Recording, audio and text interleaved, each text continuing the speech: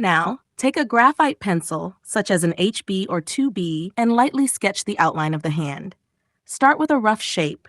Draw an oval or rectangle for the palm, and extend straight lines outward for the fingers.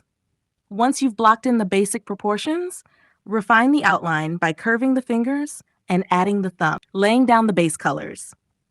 It's time to bring in your pencil colors. Start with a light neutral shade like peach or light beige to lay down the base layer. This will act as the skin tone.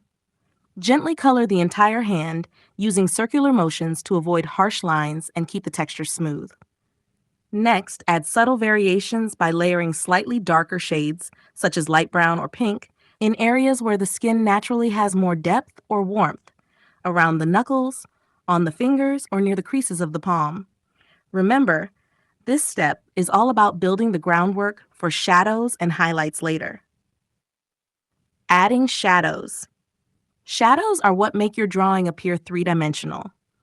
Observe your reference and identify the light source. Shadows will fall on the side of the hand opposite the light source.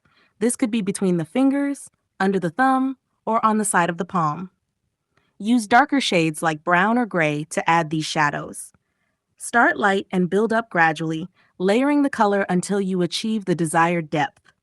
Use short, soft strokes to create a blended effect, or try cross-hatching if you want a more textured look. Don't forget to observe the subtle tonal shifts in areas like the knuckles, which may appear darker due to the skin's natural texture. Be patient with this step.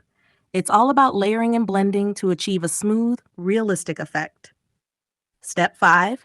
Adding highlights. Highlights are just as important as shadows. They show where the light hits the hand and create a sense of volume.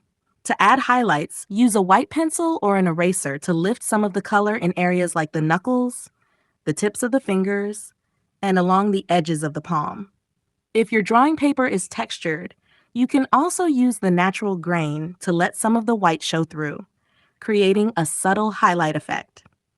Pay special attention to areas like the fingernails, which reflect light more prominently. Adding these highlights will make your hand look more lifelike and add contrast to the darker areas. Step 6. Drawing details and skin texture. Now comes the fun part, details. Use a sharp pencil to define the fine lines and creases on the palm and fingers. These lines are unique to every hand and